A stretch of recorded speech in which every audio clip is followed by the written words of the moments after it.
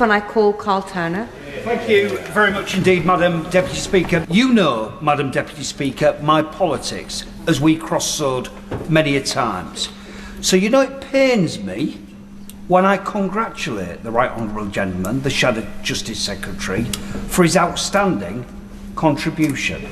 Because there was nothing, really, that I could disagree with. The parts of this bill which are, though, I'm afraid to say, unworkable, unjust, unpopular and unnecessary. Jury trial curtailment. I'm afraid to say as well, the analogy used by the Justice Secretary is unfortunate of somebody stealing a bottle of whiskey. I'm not the most eminent lawyer. I was prosecuting and defending the theft of Mars bars in my second sixth pupillage before I was elected in May 2010 to this House. So I don't pretend I'm terribly eminent. But never did I see a situation advising in the Magistrates' Court a defendant to be electing for trial because that defendant had allegedly nicked a bottle of whiskey.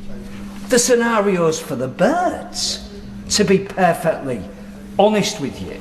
It's unfortunate, it's disappointing, and I think my friend, the Justice Secretary, could do much better. I think it's absolutely imperative that one of our number who were opposed for principal reasons to these changes has a seat on the Public Bill Committee. I was told by colleagues it's impossible.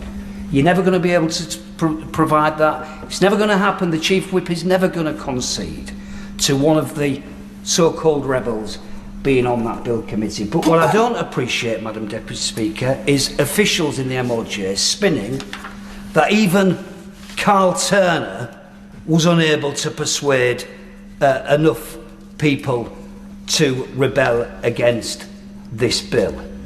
That isn't right. It's unfair. And I think, frankly, it's unbecoming of a Secretary of State in any department of government. But I abstain today, and I sincerely urge my colleagues to abstain as well. Because, Madam Deputy Speaker, I am more confident now than ever I was that the worst parts of this bill, will be defeated at amendment stage. And I ask sincerely to my honourable and right honourable friends to let this have a second reading today and let us make progress to get rid of the bits of this bill which are completely unworkable, unpopular, unjust and unnecessary. You've just witnessed a scene many would deliberately ignore, but the truth can no longer be hidden. Right in the middle of Parliament, a member of Parliament from the very system stood up and admitted what millions of citizens are feeling. This bill is not only flawed, but a slap in the face to justice. Look closely. They call it reform. But what is it really? It's stripping away the right to a fair trial. It's turning centuries-old legal principles into a joke. And worse, they're trying to cover it all up with absurd, unrealistic examples, as if the people aren't smart enough to see through it. But the most terrifying moment isn't the content of the bill.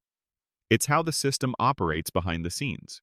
Opponents are sidelined, dissenting voices are stifled, and the public is led to believe that everything is fine. No, nothing is fine.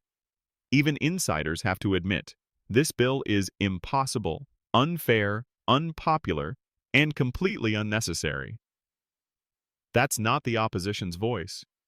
It's from within the system itself. So the question is, if they know it's wrong, why do they continue? The answer is perhaps even more frightening than the bill itself. This is no longer a political mistake. This is a sign of a system spiraling out of control, where power is placed above justice and truth is buried under layers of sophistry. What do you think? Is this reform, or the beginning of something far more dangerous?